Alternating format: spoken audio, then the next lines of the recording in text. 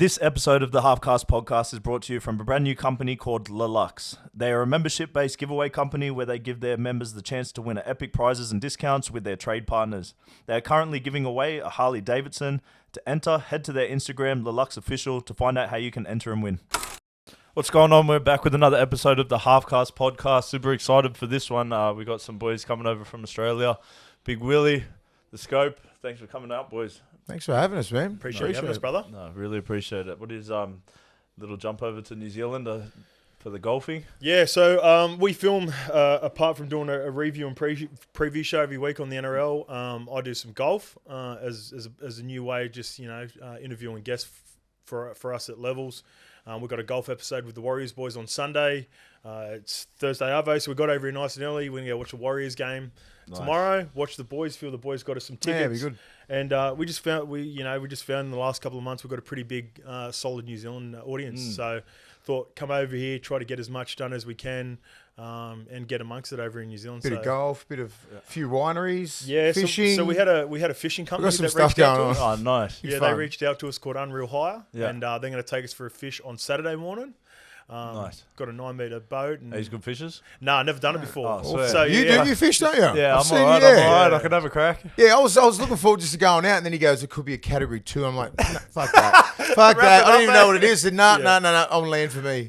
So that boat ain't big enough. 9 meters. I want a 40-meter boat. I was like, I wanted to catch a fish, man. I was like, something big, and he's like, "No." I said, "No, all right. Winery sounds good." Well, at the moment, that's the prediction, I think, for Saturday morning. So worst case, if it doesn't happen, they've got a backup plan for us. Yeah. We're going to, I think, go to some little private island that they got there and hit a few golf balls, and I think there's a winery there and plenty of beers. So Yeah, we'll have a good time. It's going to be a fun day. If you're just around on Sunday, we've got Spider, which is our hardest session. So, like, all the boys that are on the UFC card, that's like our hardest session. That's like we try to like emulate a fight. Wow. Yeah. What time? So, 11. We've No? got golf. Got the golf at there's 12. one. There's one on Saturday night at 6:30 as Yeah. well. But that's not the. They're like the guys. So they put it on the Saturday night so that the guys are fighting on Saturday night to try and do it around the same time you'll be fighting. Yep. We'll come Saturday night. You want to do that Saturday night? Yeah, we came for that. Wow, yeah, of course, yeah. Or sparring at 11. That's always a good one to watch. Yeah. Well, we might be sparring each other after we've had a couple of beers out on that island. We're getting taken. Do you get nervous with those sessions when they come up? Like, in camps and stuff, and you got like Izzy and you got Ty and all these stuff. They don't care about body weight and everything. You just go in there and really. Bro, he's one of the hardest sparers that you'll get in there. You've got like these 100 kilos. That's what I'm saying. So, like, you're giving up about 10, 15 yeah, kilos. You said sure. you're down to about in the 90s, and like you got to go He's up against heavyweight. 150, yeah. And it's not like you're going to back down. You know what I mean? Yeah, like your pride's there. You're all pro fighters, man. No. Like it's like. How does that feel? I think the Spider one is probably the where you get like sometimes you'll be sitting in the car and go, fuck, come on, but that's only because no matter what, Spider's going to be hard. It's designed to just suck. But with sparring and stuff, bro, I love the scrap. Like, I don't know, you've been doing it for so many years, bro. I love it being in there. Run us through like just your average week. You're in camp now. Just what are you doing like every day? So it's big weeks at the moment. Yeah. Monday is sparring and MMA. So every day at 9 a.m. is an MMA class. Then you fill it in with, depending on, they try and go high-low. So Monday is sparring. Then Tuesday you'll have 4 sessions, which is anything from your striking, kickboxing pads. Wednesday you have a low session in the morning because we have VO2 max, which is hard wrestling, and then the Aerodon bike. Yeah. That's crazy. The suck session. So So then that session last night sort of affects today. Like I felt real flat today because then you've got 4 sessions today, which is again your pads, striking, and then Friday is your we have war wrestle. Saturday's sparring again, and then Sundays. So your whole workout, just say all week, you've done like just say 20 sessions, and then the hardest is Spider on Sunday. Yeah. So it's up to you to mentally prepare for that, to recover your body. Obviously, you're doing 4 or 5 sessions a day. Ice bars are important. All the 1%ers. That's what really counts, isn't it? Like for you to get to that optimum sort of like killing it on Sunday. Yeah. That's crazy. Yeah. Man. When I first came over here, I was like full panic attack because like you just I remember coach was like how many times you've been training before? I was like, max 2 times a session, two Yeah. times a day. He's like, the fuck you been doing? I was like, I don't know. Yeah. Not this much. But this is why they're the top of the game, bro. Yeah. And like you said with Sunday, like, you know, it's the same as games. You always like have those questions. It's like, fuck, I'm tired.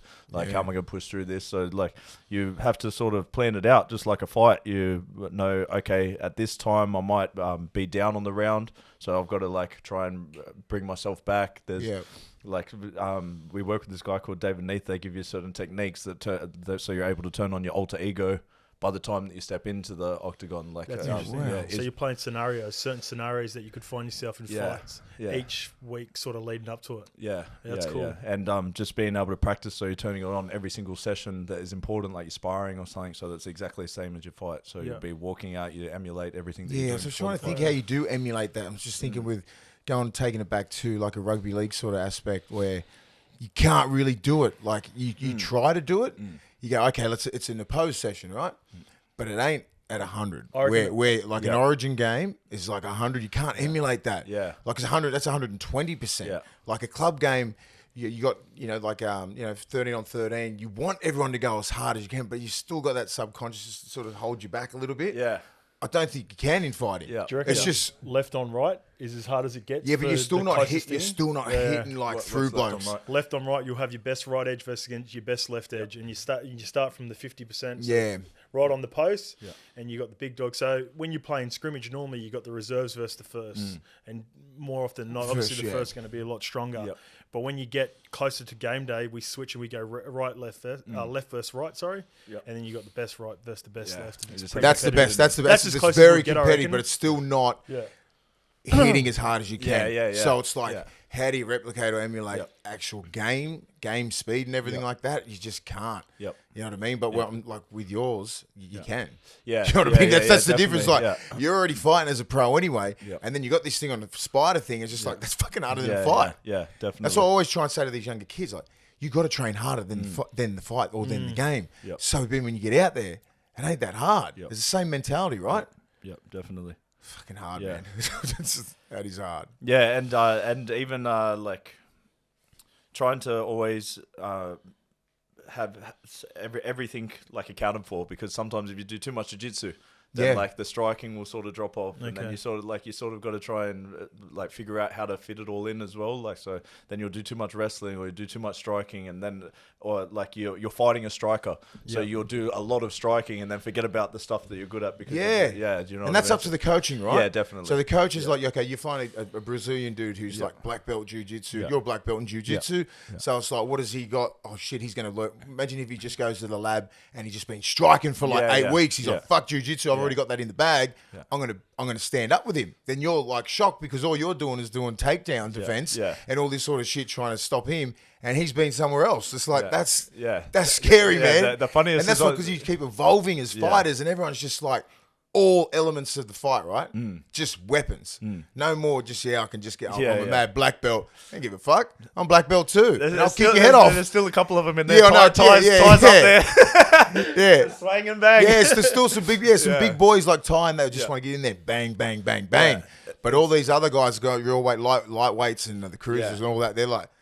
They do everything unreal. Yeah, I think that's why we're lucky as well. Like light heavyweight and heavyweight, you can. It's the average age is older as well, because I don't want to say not as skilled, but like those light guys, bro, they have to be perfect at everything. Yeah, it's like light, heavyweight.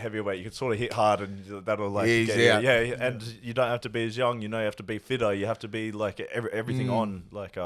So I think that's why we're a bit lucky being in the heavyweight division. Yeah.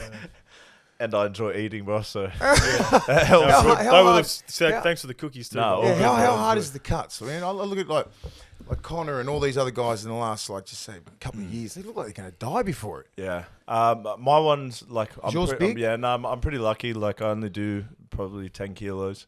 So It's still a lot. Yeah. But like probably seven of water load on the week of. Yeah, okay. So, like I'm lucky my body type sort of just. Yeah. And I honestly believe, bro, my body just sort of knows now. I've been doing it for so long. Like as soon as you start doing it, your body goes, oh shit, we're cutting weight. But the hardest thing is keeping on weight here. So. Yeah. Just with so much training, so much diet. Like, Is, like you got your own dietitian. Everyone's got their own sort of stuff. So professional, isn't it? Yeah, definitely. And that's all the 1% thing, man. You Yeah. know, like you guys know, especially being in the top of whatever avenue you're at, everyone's got about the similar fitness. Everyone's got about the same skill set. It all comes down to mentality and those 1% things. Yeah. So, how's it been for you guys? Like after retirement, like what's the biggest thing that you think's changed? Not much. I mean, I was obviously started a family like late. Yeah. Which was good. I think when I was playing, it was. If I had a child, it would have been fine, right? But it just didn't happen. Like it was like my career was, from 19 pretty much to 36, right? I was always saying I'm gonna have a kid. I'll have a kid when I retire, right? Yeah. I didn't think it was gonna go to 36, and then 36 I retired, and then I was like, I don't feel like having a kid yet. I want to travel. Like, and then my partner, we traveled all the way around, living in the south of France, and we're here and there, and like, same sort of mindset. And then, I was about, 38, 39, and then, we had a child, and so that's the best thing. Like, I think the timing for me is like, that's my life now, right? Giving back, mentoring young kids, coaching at the Bulldogs, doing podcasts, doing things, trying to help the next generation come through and not make the mistakes that we all made with, people with money. There's always snakes around there, you know what I mean? Like just trying to educate these young cats on, like surrounding yourself with good people, all the little 1%ers. Like it's a bit different to the system that I come through because the game wasn't professional, right? So I was listening to guys like Bradley Clyde and stuff like that. They didn't really have that much knowledge for me because they played during the late 80s and the 90s, right? Still working a job. Yeah, still working and shit, man. Yeah. It's just like then Super League come, they're all millionaires. Yeah. And it's like, then they retired and then I was there. And I'm like, I had no OGs or anything like that. I was like, wow, they didn't educate me on anything. It was just hard work, play hard, drink hard, all this sort of shit. And I'm like, now we can sort of really pass that professionalism on to these younger kids, like, because all we know is how to be a pro.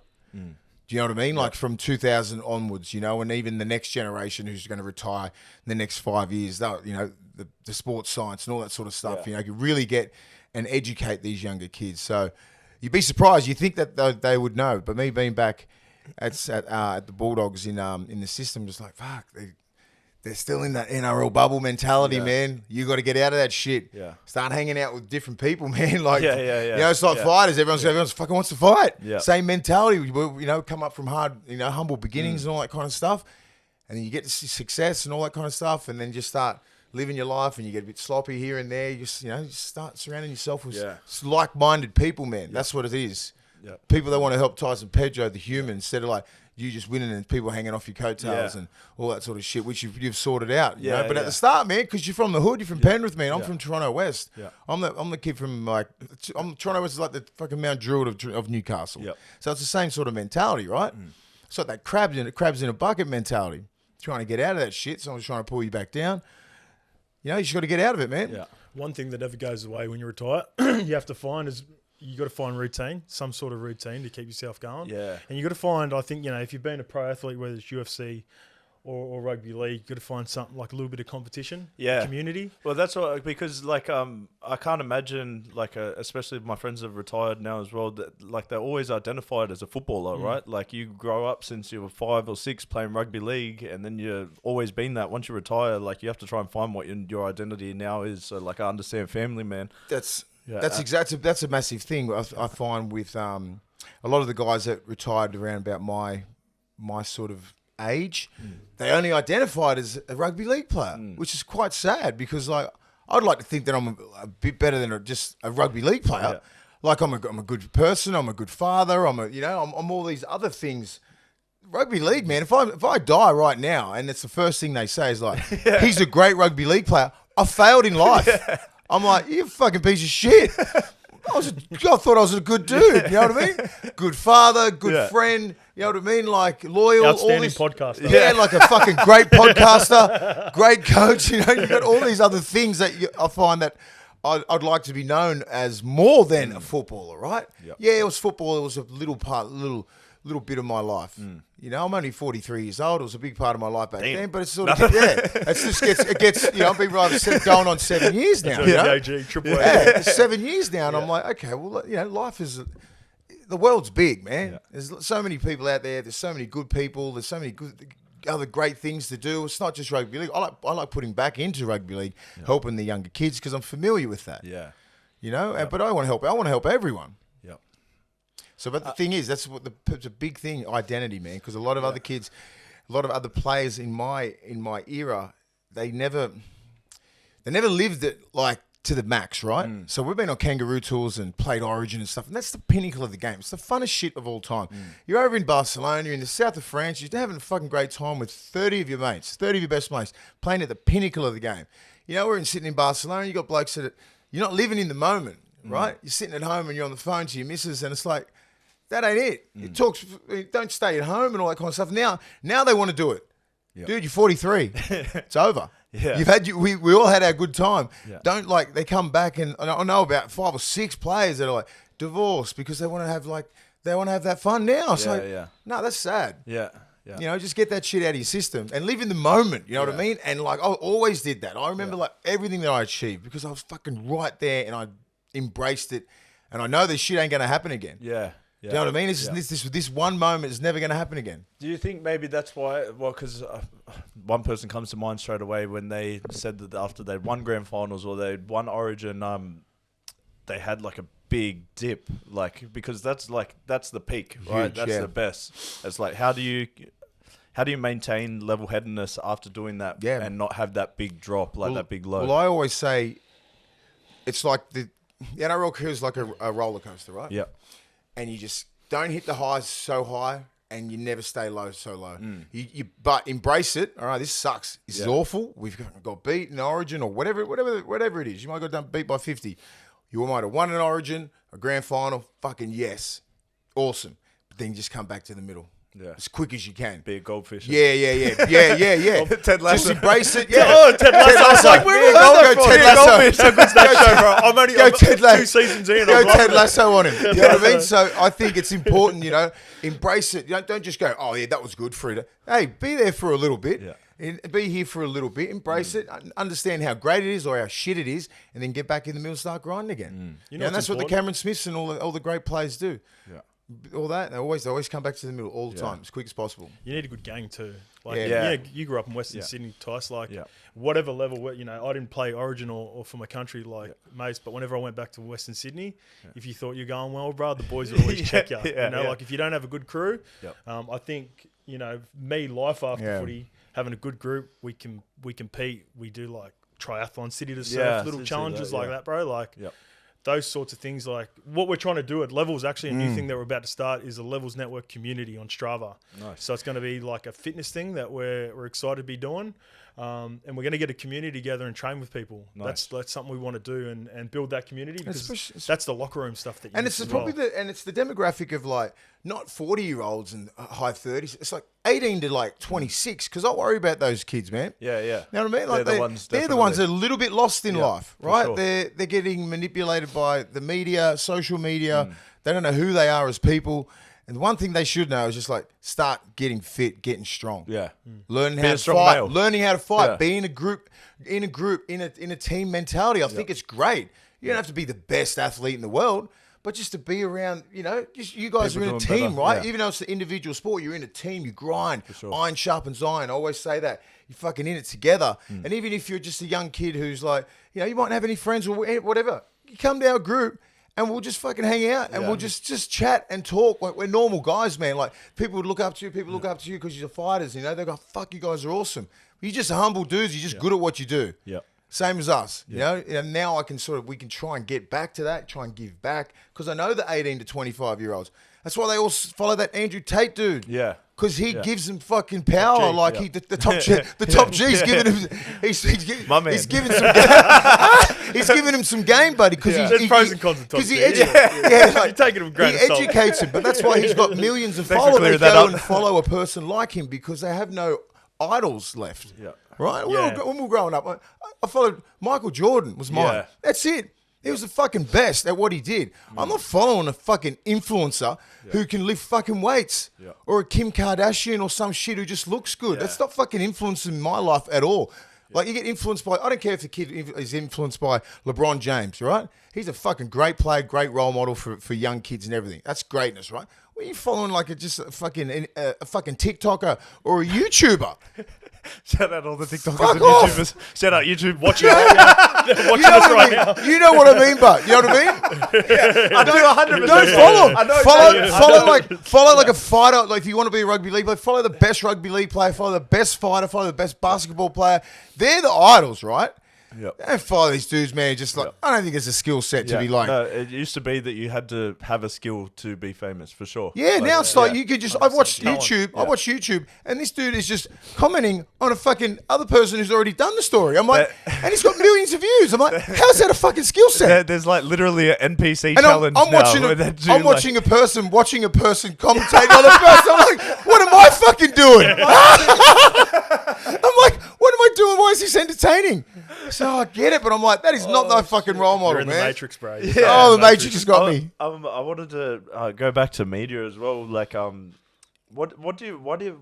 I don't know why it is that footballers like get smashed by media. What is it with rugby league and media? Like, you just do not have a very good relationship No, sometimes. never. I just don't think with News Corp and the big dogs, the Telegraph and all that kind of stuff. They've always butted heads. Yeah. Ever since like the Super League War and all that kind of stuff, and that goes back to the 1997.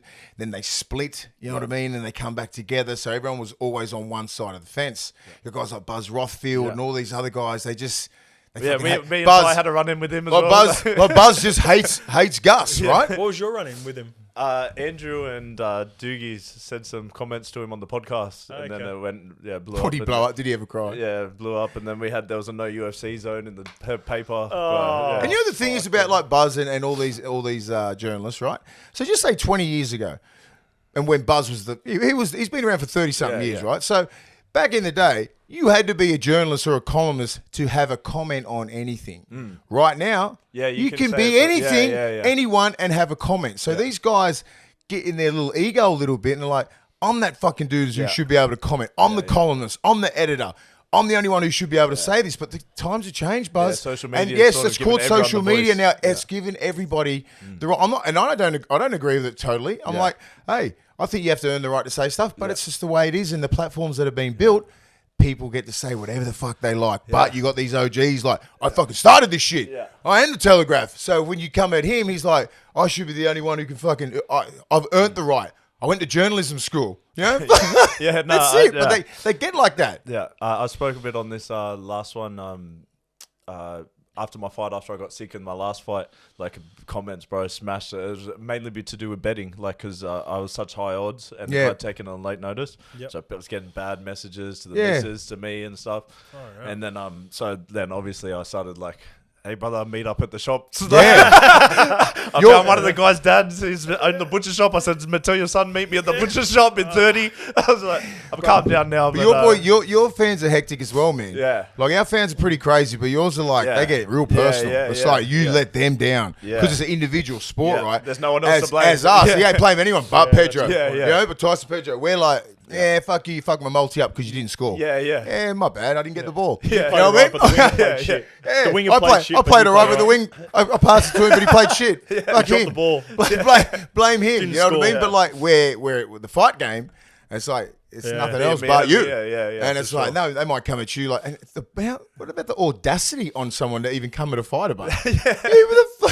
The world Who we are live you in talking now, to? it sucks, bro, man. like it's I think sometimes they just believe we're characters as well. Yeah. Do you Yeah, know what I man. mean? You're And not a real because, person. Like you watch the podcast and they probably think that we're closer, and then like Yeah, they'll yeah. get offended when they meet you and that you don't act how they think you're gonna act. You know, it's Yeah, like it's true. a Like lot they of feel that. like they know you a lot more than Yeah, what they and actually do. seeing how Israel deals with it, bro, because he's just on another level of superdata. Yeah.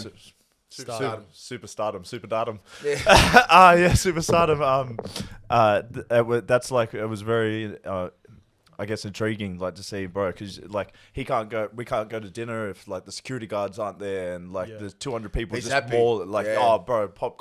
But even Ty's getting that sort of big now as well, like. Only thing is, I don't think Ty needs security guards because he doesn't give a fuck. He's ready for wild. the party. I love Ty. We went down and watched the fights. Joseph Parker down in Melbourne, and Ty comes strolling through the airport. He's got his hat on, walking through. He's like, head down. He sees us just from a little bit away. Comes and has a beer with us. Smashes 3 schooners and we get on the plane. And we had a couple of the best, and then we jumped on the plane and went down to the fight. This guy, I just saw him sculling drinks with Luke Combs. Yeah, him and Troll. On stage. Fuck, training camp's gone good. Has he ever come over and done the camp over here with you guys? I don't think CKB's for him, bro. Okay. It's like Ty's an athlete, bro. He would make it, but it's just the intensity, the volume, and the discipline. Like, would it break him not mentally, but like would his body keep up with it? Or would it? I don't think so. Like Brando's Brando's the only heavyweight that we have in the gym. Aren't you? You're the only heavyweight, yeah. And but for MMA, and even like he just like the amount of volume. Strip too much weight and then not have as much power. Well, it's like the heavier bodies, bro. It's like we're doing the same sessions that Kai's doing. It's like anything. Different levels of cardio. Yeah, levels of cardio on the joints, like the heels runs, everything. So It's probably the hardest sport in the world. You know that. Hands down, I reckon. I don't think there's any other harder sport. Not boxing. No, you can't have like a sport like that. You can just get your head kicked off. You get you get choked out. You get punched out. Yeah. You just there's 5 or 6 different ways to kill a person. Yeah. I think I would say different, very different. Like with boxing, you're only aiming for the head and the body, and like they have the standing 10 count, so your brain's literally turning off, then you're coming back, and then when your brain's restarting. But physically, like I guess the wrestling's what's probably the heaviest part just of say it. if you're you're standing up and you think you can you're having a bit of a bang, you clinch. He's gonna. You don't know what you clinch in boxing. You're in there for a rest. You clinch. He's trying to break your arm off and choke you, guillotine and all that kind of stuff. That's what I mean. You always got to be on. It's just like everyone is so dangerous in your sport. Yeah. But no one is getting to the UFC unless they are proper weapons. Yeah. You know what I mean? That's the thing. It ain't 20 years ago. Ain't 20 years ago when they had 2 or 3 different things and they were really good at them, or 1 or 2. Now it's like you got 5 or 6 disciplines and you're a master at all of them. Yeah, there's a couple fights where I was like definitely took a couple of years off the life. Like that, I think I've spoken about before, but one fight with Latifi, I remember it was one of those ones where I came in and like just can't switch on. You're just not there. Like I remember thinking, where's my wife sitting? And I was like, fuck, I'm fucked now. So I was punching myself. And then he just punched me on the back of the ear probably for 3 rounds. And I had vertigo for 2 weeks, just kept falling over. So when you said you're looking for your wife, what would you when you know you're laser focused, where's your mind? Just murder, like full kill mode. Full fucking so when killer I mode. Walk in, I bow in, and then I just feel switched, and then I just like look at him in when I walk in to the octagon, that's the first time that I look my opponent in the eyes. Okay. I weigh-ins, nothing. I don't look him in the eyes. I just feel like people lie with their eyes beforehand. Like you'll be in the weigh-in, and people they can no, take it out. You know we're not fighting now, but as soon as that door closes, so like you flinch, you look away, like you can see it straight away. Like battle never lies. Yeah. So that's a real thing, eh? Yeah. It is a real thing. When you hear Tyson the Psycho speaking like that, it's like, I'm getting tingles. Yeah, so it gives me tingles as well. I'm just like, and I've never ever do anything that you're doing or Tyson, but I just listen to him like, oh, that is scary. Yeah. Imagine facing Tyson. No, bro. But imagine you see that one on the clip when he just like. And if I was that guy, I'd be like, fuck this. Bro, did you see that one? He goes, crazy, how do you feel about fighting? He goes, what's it called when your dick gets hard? Yeah. Where it's like, what are you I don't talking want to fight about? the guy that wants his dick hard when he's like, it's like if it turns you on that much, fuck. That big, why don't you kiss me with those big lips?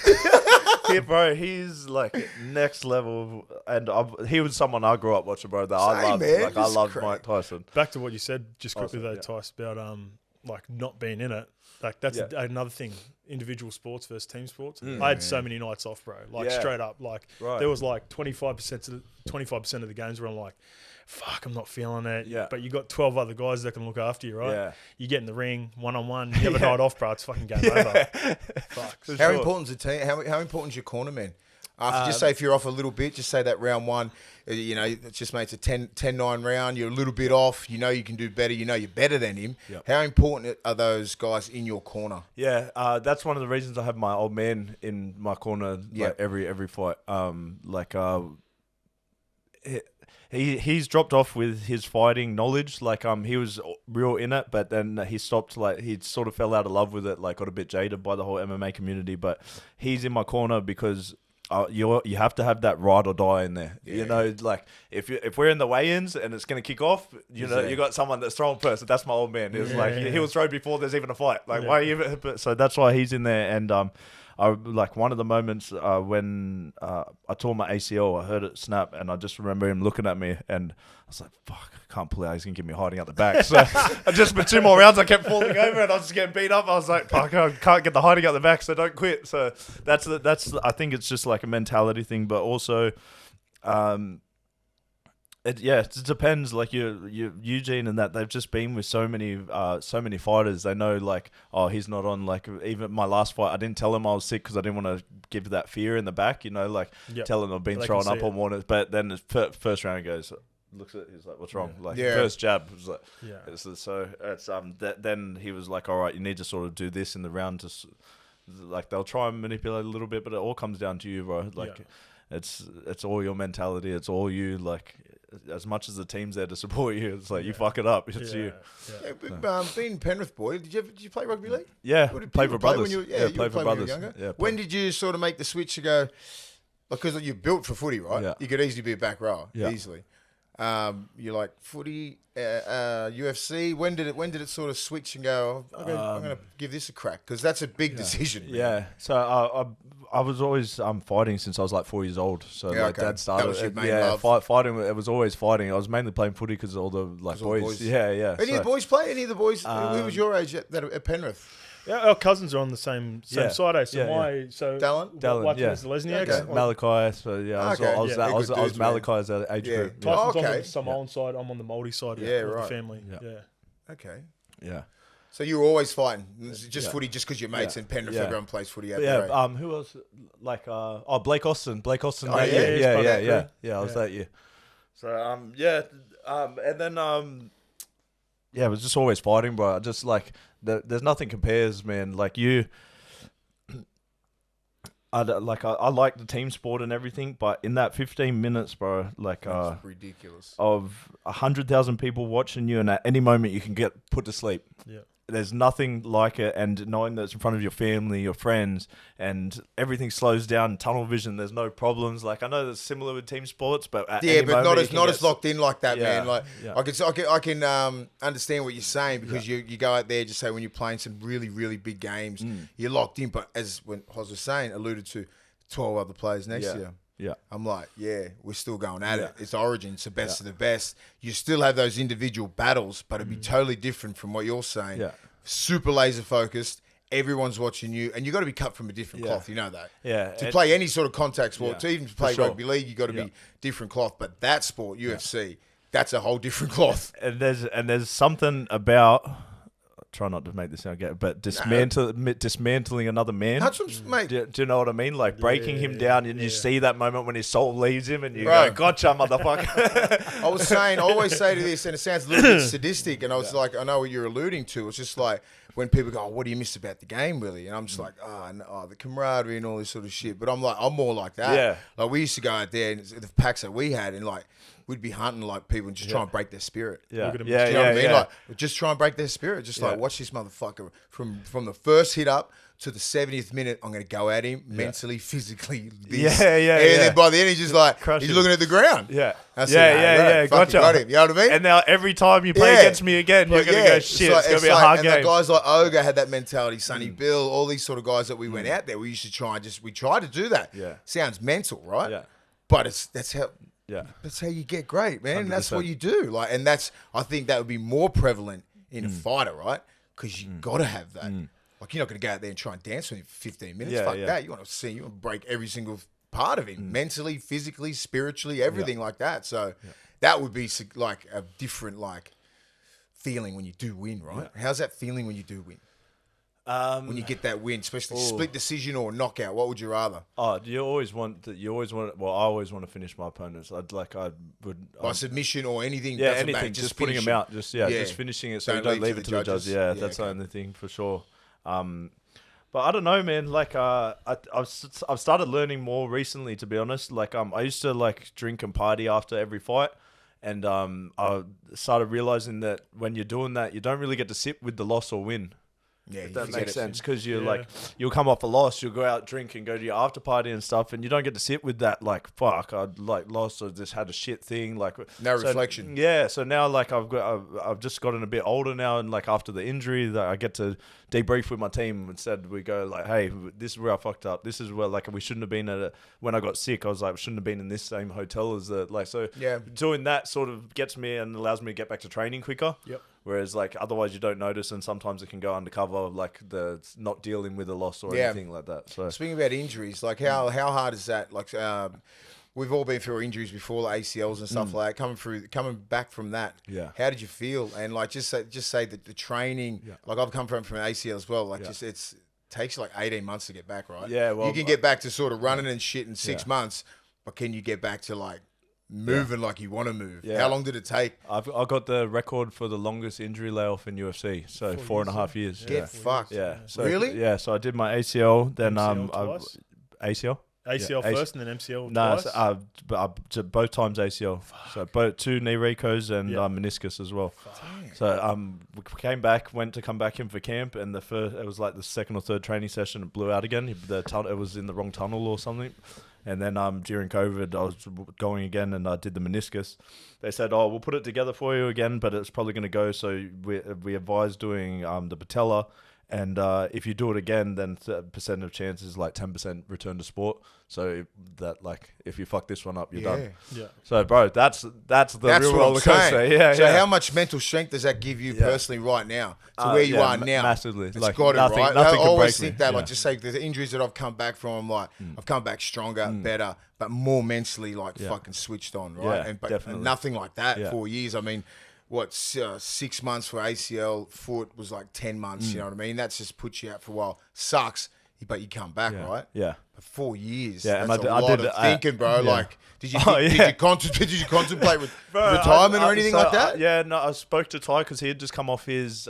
He did his MCL as well, and he had a year off, and then that's when they fell asleep on the table, and his nerve got caught in his arm, so that he had no use of his arm. We came in, and he goes, "Look at this." It's like, so yeah, for 18 months he had no use of his What? arm. Yeah, so that like they. I don't know. It's just because they were supposed to, when you're that big, they're supposed to move you around or something. And Yeah. the nerve got trapped. So Yeah. he that pushed him back when for his first fight in the UFC as well. Holy shit. But yeah, I went on a big soul search, and like as well, because you don't even realize you're in a hole until you're outside of the hole, looking back Yes. on it. Yeah, so yeah. I went to Peru, did Machu Picchu, did Did ya? the ceremonies and stuff. Yeah, I was okay. gonna, I was gonna do Ayahuasca and stuff like that? no, I did San Pedro. Yeah? San Pedro, Okay. which is there's ayahuasca's the Gran Madre, and San Pedro's. Yeah, that was a crazy experience. Yeah. That was full on. But then I was gonna do a silent camp. Have you heard of those? Yeah, what's his name did that? Who, Rogers? Aaron Rodgers did it. Oh yeah. So but then my friend came back from it, and he said he's sort of like lost his ego, and he was like he realized that nothing really mattered. Like, Still- and then I was like, so you still nah, I need that, brother. No. Yeah, it still matters. I was like, the point of fighting is you literally are trying to show everyone that you're better than this guy. So I need that. So ego. silent camp. So just Aaron train Rodgers and did that for like, was it he- 2 he- weeks? He was in 3 a, weeks? he was Yeah, in a no dark noise room. for 12 days. No, dark Yeah, room. he was The in a dark room. Oh. Yeah. Oh yes, I did see That's that. what it is. He Dark went, room he for went like, pitch black for 3 Yeah. days. Yeah, he's that's just hallucinating and Yeah, shit. I'll be yeah. like, oh, nah. Yeah, there's some know. battles in there, eh? 6 o'clock every night. I believe 6:30 every night. Food comes in. See a little bit of light. That's it. That's the only darkness for 3 days. Yeah. So I reckons still he want had to do it. Yeah. I still want to do it. Yeah. Like, oh, When you like- retire, man. Yeah, for sure Do when I that sort of retire. But stuff. I got heaps of stuff that I want to do when I retire, eh? How many Like- years do you reckon you got left in you? Or how many years do you want to fight? And what are your I goals? would say three max. Try and get that belt? 3, yeah. With MMA, I think 3 with MMA. I would say, yeah. Okay. So the goal's always the belt, bro. But I've fucking just knocked myself back with the injury. I think I pushed myself right back. I got top 12, and then it's just gone boom right back to the end of it. So I'm gonna grind it out, go as hard as I can for the next 3 years. Yep. And then after that, brother, see how I'm on boxing. What Something, about bro. those Like other it's things just like a body. It's like Bellator and all that sort of shit. Oh yeah. Like are they competing PFL, Bro, Bellator, like UFC? Because PFL and apparently UFC's like, is he Oh man, that much of a douchebag or what? I would never badmouth the UFC just because it's given me everything. It's given me everything. Like as long as you know what you're going to use, that you're able to use the platform. Like if you do it right, you can be as big as you want. It's only up to you. Like you're only stopping yourself. Yeah. But Mark Hunt, you ask him about it. Yeah, he was smash you, but like, but he also got the biggest contract in UFC history. Yeah, and they also said they'll never. I think that they'll never do that contract again because of Mark. Jesus, thanks, Mark. Thanks, us. But like, yeah, Bellator, they're sort of. I think PFL's doing the $1 million contracts. Like that's huge. There's definitely other promotions getting big. They have to, right? Yeah, I just don't know. Like if I don't know how. I don't know. I just don't see myself after the UFC going and doing more MMA. I can feel that CKB's finally become like my final chapter of fighting. Yeah. And so, of MMA at least. So I'm just like, I'll finish it. And you do boxing, you reckon? Bro, it's just like so much easier on the body. One thing, bro. It's just easier on the body, man. The wrestling is what kills you. Well, for me, the wrestling. Is it the wrestling that's that bad? Yeah, it's just like always some niggle, or every single session there's like a niggle from wrestling. But your neck constantly. Yeah, bro. The next. I remember that shit when I was just like, I've had a bad neck since I was 15. James Tahuna, like he ran me. Jimmy Tahuna. Yeah, he ran me back into the metal bar of the cage. And my head went like that, and I remember I thought, "Fuck, that's it. This is it. That's it for Big T." I told my missus, I was like, "Put me next to the wheelchair and next to the pool." Oh wow, is that bad? Yeah, you were 15. Shit. Yeah, 15, 16, but so it always plays up over wrestling. But where do you live now? Are you living still in Penrith? In Penrith, out there? It's about just come over here with Cam's, family. Yeah, it's just like. No matter how long we've been doing it, trying to explain to the missus that the wife that we're legally allowed to kill another person, and then like I'll come home from training and it'll be like, oh, do the dishes. Yeah. It's like, fuck. All right, I'll just be killing. Let me get up.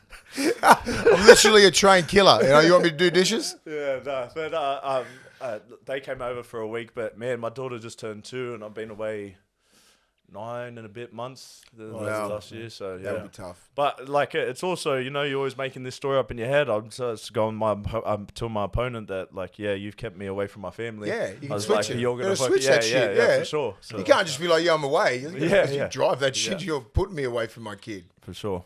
So who's your next fight? I can't say his name. I don't. You don't know how to say his name. Oh, you don't know? I can't say it physically. I just like, okay. It's like do you know Lukey? Anton Turkals? Sure. Anton. Turkals. Just Anton. Yeah. Anton. Yeah, Swedish. Anton T. That's the one. Where's he from? The Pleasure Man. His nickname's the Pleasure Man. Oh, for fuck's sake! I didn't know that. Shit. What are you up to here? I just talked about. I don't want to see that shit. He also gets hard when he fucking fights. Make sure you give him that pleasure. Oh man. What's going to podcasting now as well, boys? And like, what's the future hold for you now? Like, is there big? Obviously, you've got that thing coming up, but is it? I love this our generation because we got to do like this entrepreneur shit, and there wasn't like this platform wasn't there when I was just saying my 20s. It only come from the last sort of 5 years. So we sort of joined forces like about 6-7 months ago. Like we sort of there's a gap in the media world, right? Yeah, everyone's sort of sick of that mainstream shit. They control the narrative and they just try and telegraph. Fox Sports, all that sort of shit, Channel 9, they control the narrative. Now it's just, they just can't. They've got to share it with podcasts and with everything else because people want news right now, everything now. So like, like my knowledge with the game and experience and Hoz's as well. And we just gel together really well, and I think we tell it how you want to get told, like just say an average punter, right? Like we explain the game in layman's terms. We sort of have a joke about it. We don't bag players. We don't take shit personal. You know what I mean? We don't make it personal with a player. Like if he's playing bad, we just sort of joke about it and just mean you can do better. All that kind of stuff. Talk about the drums within the game with the NRL, the CBA, all that sort of shit. We sort of, because we know most people in the bosses of the CBA, so they're always going to give us good mail, but we're going to really break off. We're going to start doing some things. We're going to build that community with the Strava stuff. We're going to do more interviews, like just say with, like yourself and Ty, try and do this sort of stuff, like the barbershop sort of stuff, boardroom, where we get a lot of people just talking, man, about anything. Well, we could have just sat here and just had a chat about whatever we want, really. And it's just about, where did Tyson Pedro grow up? What drives you, as a person, all these sort of things, and we talk about life. We sort of want to get to that sort of stage, Still do the review, preview. That's our bread and butter. And then just branch out and just start doing other things and merch. We're gonna have merch now, Level stuff. I think Level's such a cool name where you can just fucking could be a brand. It's going to be a cool brand, right? Cool. So we just want to do that, but the main thing is building the foundations, right? We didn't want to rush into anything and just come out and try and get money and then try and do merch straight away. We didn't do merch until we just kept getting comments. When are you going to drop merch? When are you going to drop merch? Oh yeah, then we started getting subscribers, 15,000 subscribers, 20,000 on this, 40. These are numbers, man. I don't give a shit. You know what I mean? All this stuff's fucking great, right? And I'm just like, okay, we got that. We built that community, We built the foundations are solid, right? We built it. So now we can sort of start, finish the year off now, and we'll start doing some stuff. Tab's really good for this. Body Science is really good. We're doing stuff with Shoe Can Grab. we bleep that out if we're getting another sponsor? No. all our sponsors are being good. Sponsors are being good, and then that's about it. We just sort of want to build like an empire. We've got some. We've got a vision, man. It's not just about just doing the NRL. We want to sort of change the landscape of how the media is. Look, the media is changing, So whether it's you doing it for the USC, doing your podcast, I think, you and Ty started this about 5 years ago now, 5 or 6 years ago. We've sort of been doing loosely the same thing for a while. Get a lot of, I watch a lot of the NBA and NFL podcasts over there. And I think in years past, it's always been journalists and stuff doing these sorts of shows now, whereas the authenticity of having players that have been there or fighters that have been there and done that and lived it. Can give you their brings down the barriers as well. I found you come in here and you go, you know what? I know he's not going to go against me. He hasn't got an ulterior motive. There's no agenda. I'm not trying to get something out of you and then just next minute just want to know about clickbait. That's the difference when you got players, ex-athletes, current athletes. You all sit around and chop it up. Something's going to come out good. Because we're all got the same mentality, right? And we're all great at what we did. If you're retired, if you're a current or anything like that, we have the same mentality. We're all athletes. We all want to be great at stuff. It's the same sort of drive. So that's why we all, we want to collab with you guys and everything else and everyone to help each other. And, I think we can just sort of take over this whole game, really. And when we do the review preview stuff, which is our bread and butter, we're both not afraid to critique players. As long as it's authentic and it's not a narrative and you're not just doing it to get clickbait stuff. But I've maybe once or twice a show, I'll be like, fuck, that wasn't good enough from that player, whether on the field, off the field. If he was in the locker room, man, I wouldn't be having that shit. People like to hear that. And if it's authentic, like I said, and you're not just trying to beat on someone that's getting hammered in mainstream media just to get the clicks or follow. And if they are getting hammered in mainstream media and I actually know he's a good bloke, I'm like, back off. He's a good dude. Yeah, that's cool. Because you're a prick. You know what I mean? The guys like Buzz and all that. And Paul Kent and that, they'll have a go at these guys. I'm like, no, he's a cool dude. I know him. I'll vouch for him. So if I'm going to vouch for him, most will. Do you know what I mean? So that's how the whole rugby league community works. You know what I mean? If I'm going to vouch for you, people go, oh, if he's doing, he must be all right. Because I'd say he's a fuckwit if he wasn't a good bloke. So we do that. So I don't like it when the media sort of pick on people all the time, man, just because it's it's a cool thing to do, or if they're leaving, like what they're doing to young Suoliti. Just because he's going to Union. They're demonising him and just sort of trying to question his character and shit. So he's out of form. I'm like, dude, just because he's so talented, he can play for the Wallabies and he can play for New South Wales in Australia. And it's like they're trying to say he's not a decent person. He's one of the nicest kids I've ever met. It's ridiculous. That's if you're going to build a club around someone, it's that 20-year-old kid there. Respectful, gun, well mannered, everything that you want. and that's him. So I don't like just how everyone they do it. having opinions right like that. I remember it was Sonny Bill, right, when he changed clubs. I Yeah. remember being in school and everyone just like, he's a dog, he's Yeah. leaving, no loyalty. I was like, bro, go get your money. I was Yeah. like, who are these people calling you dog? They're not going to be there to support you when you're at the end. Narrative. Yeah, because it was in the that's what papers they were and because it was pushing. on the news. Yeah. Front and back And there was page of no Telegraph, podcast man. back Yeah, then. yeah, to So say, there weren't guys like us checking like going, nah, man, this is Yeah. whole different like loyalty. Don't worry about the Yeah. loyalty there. They just sacked 2 or 3 players that he was mates Yeah. with Yeah. before, Yeah. the year before. But you didn't hear any of that shit Yeah. back in the day. So now that's And even with where you can have your say. Tavita leaving now, you know, like it's good that he's come out and he controls the narrative, right? Tavita Pangai Jr. He's going to Yeah. not play. He's going to do boxing, right? Yeah. That's it. Simple. He's not doing it for money. He's not leaving the club. He's not sacked. He's not doing anything. He's just going out. I said, do you know how ballsy that is to leave a fucking... He's on a lot of money, man. That's fucking life-changing money. To go, all right, keep your money, guys. I want to go and do boxing, which is one of the fucking hardest sports in the world, right? It's an individual sport. You're out there by yourself. I'm like, I respect the shit out of that. He could have stayed there for one more year, got that money, still sort of had a couple of fights here and there. But no, he's just gone, no, you keep your money. I want to go out this and be a professional boxer, see how far I can go. Yep. You got to respect that, man. You can't do anything but respect that. Do you think that a lot of the league players going over to boxing is that solo thing? Do you know what I mean? Going from team sports to that individual sports, or is it just like a challenge, or is it the It's money? a challenge, yeah. Can I answer this on behalf? Because he's an ambassador for the Bulldogs. Yeah.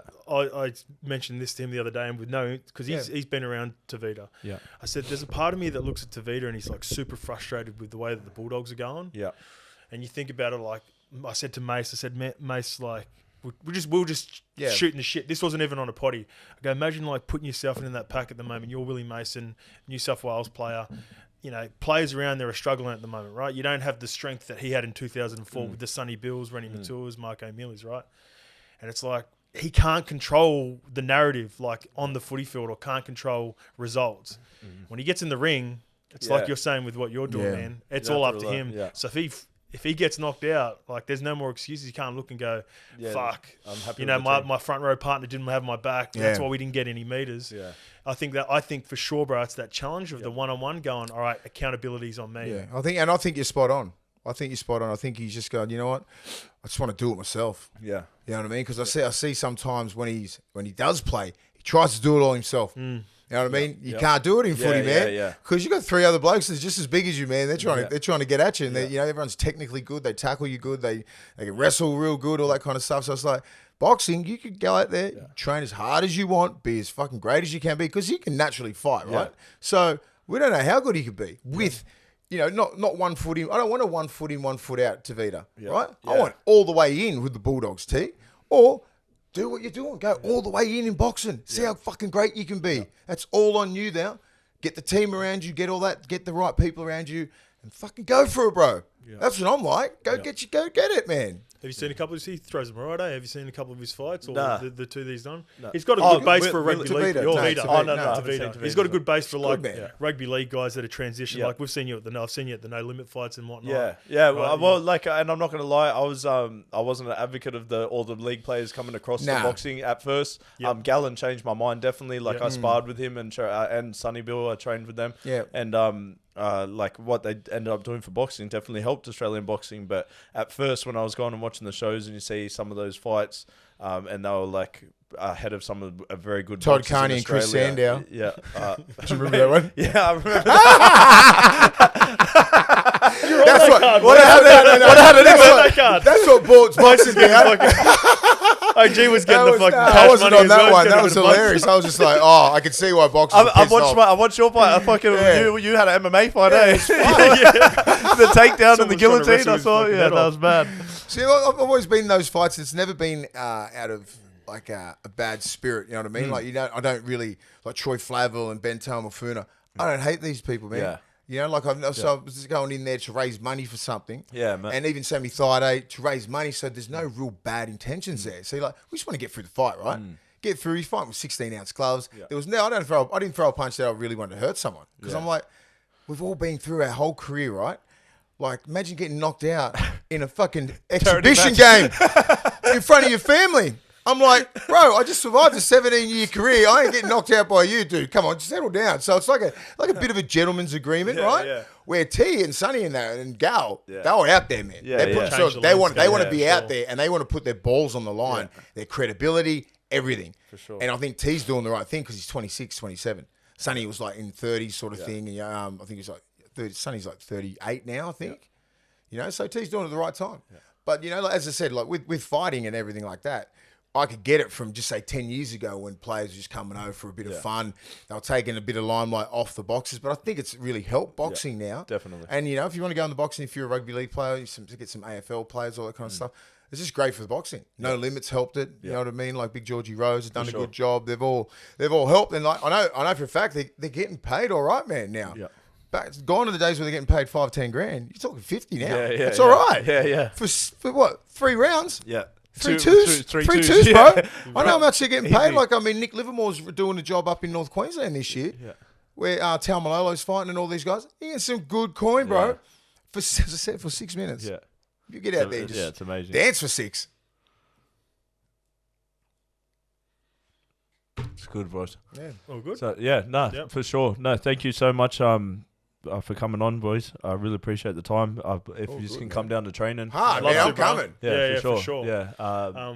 We might have we have got a couple of beers throughout the day in the morning, but come in mind red us- hot, if you don't mind bro. us Jump freaking in, of- boys. You don't mind us freaking of a few beverages? That'd be come with sweet. these I'll probably be no.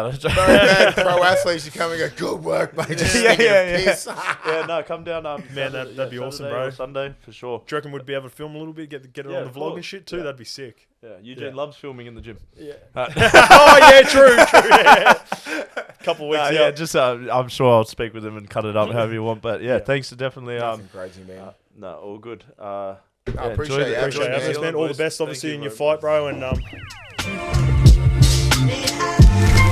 so thanks. We just finished up with Big Willie Mason and the Scope, but we're still rolling with this 15 minutes of fame. And I brought my brother, the Big Bear, the Balkan Bear. Thank you for having me, bro. Nah, that's amazing, bro. Thank you for coming on. This guy's been one of my main training partners for the last 2 camps. Heavyweight out of Adelaide. Funny how we met, It's funny how life happens, right? Like you came and just helped out, I think, in Gold Coast on the first camp. I was actually on a bit of a mission there. There was a bit of beef between me and Junior. Oh, what was the mission? I was trying to fight him for a while. Junior Tougher. Yeah. Oh, yeah. And there was a bit of like back and forth, shit talking. Yeah. And I just said to him one day, I'm going to rock up to your gym. And I rocked up. And then I met you. Yeah. We trained at CMBT a little bit. Yep. And then NTG. Yeah. And We didn't hit it off straight away. I'm not gonna lie, because I remember, I was right in the middle of fight camp, and then they're like, pair up with Brando, and it's like, you have to remember this guy's 130 kilos. I'm like 90, and I remember just rolling my eyes. I was like, fuck, here we go, because like when you're in fight camp, you got your training partners that you've like sort of bonded with and like gelled with, and then when you have some random come in, you never know. Like, you don't know if you're gonna hurt me. I don't know if you're good at wrestling. Like, so you know what I mean? Which you weren't, but you were very you're very gentle. You know. No, but you're like it's not the case, especially with people that don't know wrestling. So thank you, anyways, and here we are now. Yeah, that's crazy. Actually, I thought you were a cunt. I'm like, what's this fucking 100%. problem? 100%. I was like, you're all nice in these podcasts and shit, and then I met you in real life. You're like, just like, bro, not when it comes to training, bro. Like, you know who I got it from? James Sahuna. He said if he could change one thing, it would be who he picked his partners with, because he got injured so many times just because of bad training partners. Yeah. And so I've like always followed that. Yeah, I just remember at NTG, Joey was filming you with your fight. And we did like a round together. And you fucking push kicked me so hard, bro. I shit myself. Sorry, I was man. like, fuck, this guy. That's my bad. Yeah. Because I know you would have blasted to me if you could. But sometimes it's I don't know. Anyways, let's go start with your fighting career, bro. Like how you started your kickboxing career. Yep. So I got a bit of ADHD, so I was going to go back Bro, and forth. don't start this shit. Before I answer that question, I got a gift. I'm WOG. I can't go anywhere without giving someone a gift. So I'm going to give it. It's like 2 birds, 1 stone. Like, your birthday's coming up soon. Don't the do fight's this. coming up. You know, you get emotional. Are you going to make me cry? And Kai's not here either. I got Kai a gift too, but Just want to say thank you for everything. You've been a great role model and friend and brother, and you really brought me into your family and everything. Like took me to Perth. I was in your corner. You're a great friend and brother, and like every day I look up to you. You always teach me, and yeah, you're a good cunt. I got a lot of love for you, bro. So, thank you, brother. Got you this little gift. It's handmade, and it's actually out of the. This is my thing, giving the nice away. Hey, I saw it. I was like, fuck Bro. you. Fuck you, I'm getting off. It's you, actually the same. So there's greenstone on there. Oh, wow, man. So the same greenstone that I got for Huge for his patu, that's off cut. Bro, So thank it's you so custom much, made. man. All good, brother. Love you. That's amazing, bro. Holy shit. No, yeah. thank you, bro. And You then definitely- Kai, if you're watching, I got you a gift as well. It's just a little Bro, I'm so little thank- mini version. Oh, that's slack, bro. That's slack. No, I got him a knife too. Bro, that is, bro, I'm so thankful for that. That is beautiful. All good, With brother. the jade stone in the handle, bro. That's Yeah. amazing. Fuck, man. All good, brother. You deserve it. It's the thank least you. I could do for you. Thank you. Now I'm gonna have to go eat some steak. Yeah. But oh, actually, wait. Before this episode's not gonna come out for a week, so he hasn't announced it yet. But we better. Congratulations, Kai isn't here Yep. because he just had a baby boy. Congrats, brother. Man. So yeah. Yeah, it's crazy. He's gonna name it Tyson Jr. But anyways, we'll get. Let's get into it. Your kickboxing career, where it started. Yeah. So I actually started off with MMA. Oh, really? Yeah. So long story short, I started late fighting. I started at 23, 24. Yeah. Went through a lot of shit. Yeah. Was fucking bottom of the bottom, like just shit life. Had to pick myself up. I just walked into a gym one day and started training. I didn't want to be a loser anymore, basically. And yeah, I just started training. And the first gym I went to was an MMA gym. Shout out to Nick Hughes, Anthony Bino, and Jake Janelf. Those men were really positive influences in my life. It gave me the belief I could actually do something with it. So I just did it for fitness. I wanted to get some anger out. I didn't want to go to jail again. Didn't want to be caught up in shit. So yeah, they sort of gave me that outlet. Had a fight. Had another fight, third fight, and then couldn't get any opponents, MMA. Basically went to kickboxing after that. Went to Riker's gym. I left that MMA gym, just focused on kickboxing. I met Jeremy Keeping, Richie Elliott, amazing men, changed my life again. Good role models. Just a small shed, gym, like fucking 10 bags, maybe 15 people max in the class. And yeah, we just went hard for a couple of years and built up a good record. Took every fight I could take. I don't care if they were fucking 7 foot, 180 kilos, which I fought that guy 3 times. Yeah. What was his name? David Tuitupo. That's the one. Yeah, I did know. So I think Ty fought him as well, didn't he? He did. Yeah, in boxing. Yeah. So beat him. Yep. I beat him once. He's beat me twice. Yeah. So that's when I first started. Yep. Just when I first started. fresh. Yeah. Not now. No. Yeah. But that's the way I've always been. I wanted to fight the biggest and the baddest. To sort of for my own ego, because I believe I can knock out any cunt in the world. Yep. I believe I'm the best whatever I do. So as we all do, bro. Yeah. You don't want to be in this game thinking you're not. yeah, fuck that. It's gonna be a long road. Yeah. But So that's sort of. Yeah. That's a really good point, man. I always tell, especially men, if they're going through something and stuff, get into martial arts, like the discipline, like just getting up and training. Like every one of my friends, if they're ever going through stuff, bro, straight to, I go just shave, get a haircut, let's go to the gym. Even they're the things. Just train. I'll pick you up. We'll go to training in the morning. 100%. So from the ages of 10 to 22, had no discipline. Dad was in jail. Single mom. Like I was on the streets. Went through a lot of shit. Never finished my schooling. Never finished my apprenticeships. Was just a fucking loser, bro. I was just going down the wrong path. Had no positive people around me. My mum was amazing. My grandparents were amazing, but I left home very early. Sort of wanted to do it on my own. And I just was lost, bro. Lost fucking teenager, young adult, angry, just trying to find his way. So I'm so thankful that I found martial arts and it turned me into the person I am today, because I was a piece of shit before. Like I was violent. I was just a nasty person. And I think I'm like generally a good person. So what would you say that like because hearing that you've gone from that, bro, and now because you're if you don't mind me saying, like that you're living at the gym, like and you've just decided to pack up your life, you go, no, you know what, I'm gonna have a crack at this. I'm gonna take a shot. I'm gonna give up everything in Adelaide, like in Australia, and I'm just gonna go and just jump for the moon. Didn't have much, bro. Nah, but you know, like I love that one about martial arts. Like the martial arts always has taken me everywhere I'm supposed to be in my life. Like, you know what I mean? And and now like you just packed it up, and then bro, last month we were. No, not last month. 2 months ago, we were in Miami in the biggest fight in the world with the world champion, living the biggest life, bro. And like you're just doing the craziest shit, and you go like, what's the biggest change that like that you think that created in you? First of all, like just committing to myself and believing in myself was massive, because I always had a bit of doubt, and the closest people to you for me, like my uncle put it in my head. My uncle was a great boxer. He used to train with Carly Meehan, Joe Bugner back in the day. Amazing boxer. He told me I was too small, too weak. I was never going to make it. So, but just like hearing that, it's nuts because you're the biggest human. Like, so in my head, I'm a middleweight. You identify as a middleweight, eh? Oh, wait, I'm never joking. Like, I was talking to you, Izzy, about it. I'm like, fuck, I reckon I'm a middleweight. Yeah. But yeah, so like the people closest to me, like my mum wouldn't care what I do. She'd love and support me. Doesn't matter what. But like the men in my life were negative.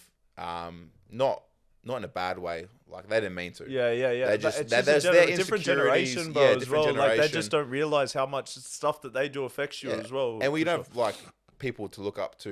You know, it's sort of you just I listen to them and started working. They know what they're doing. Yeah. But nah, they're just big fucking kids as well. Like, you know, my uncle's 50 now.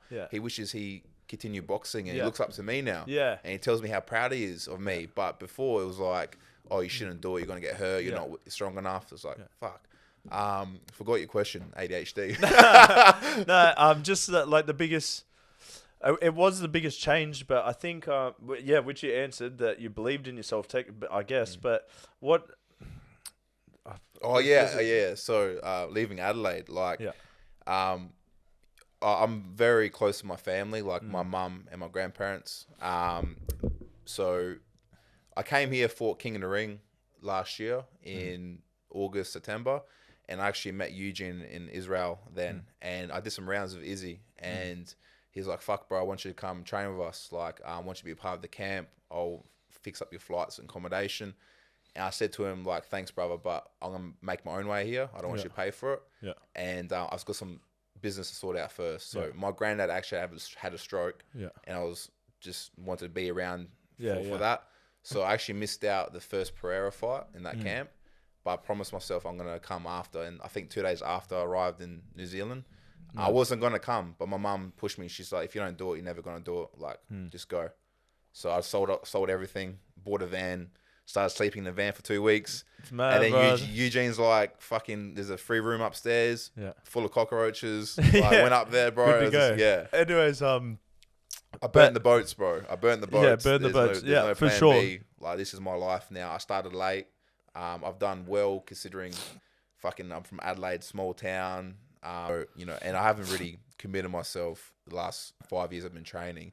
Well, we had COVID. 2 years I was fucking fishing, eating cake, pussy, fucking having enjoying my life, bro. I wasn't training. I wasn't fighting. Now welcome to the good life.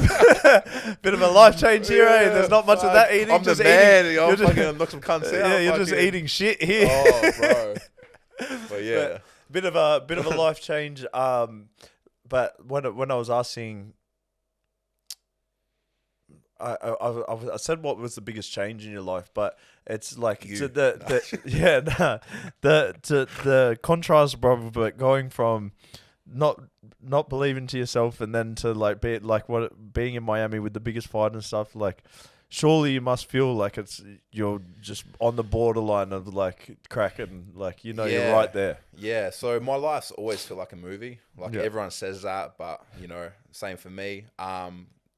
To compare myself to 5 years ago where I was. Like I laugh. Yeah. I'm like, what the fuck is this? Yeah. This is like unbelievable. Like I could die today and be happy. Yeah. Proud of myself. And, Yeah. I feel the same, bro. Yeah. Yeah. And bro, thanks to you, like walking out in Perth, bro. Like Yeah. I knew I was meant for this. Yeah. I knew that's where I was meant to be, and I will get there. Yeah. And I will achieve my goals. Yeah. You know. So you gave me that. Nah, I remember I got here, bro, and I was like, we spoke and we weren't close then, but we kicked it off, and you were just telling me, and I was like, bro, this guy just needs a break. It's just like you're just grinding, and you just need a break. And I was like, you were helping me out, and I was like, I feel like everyone needs to experience it, and I'll tell you why, because James Tahuna took me on to his final fight. He let me walk out for his corner.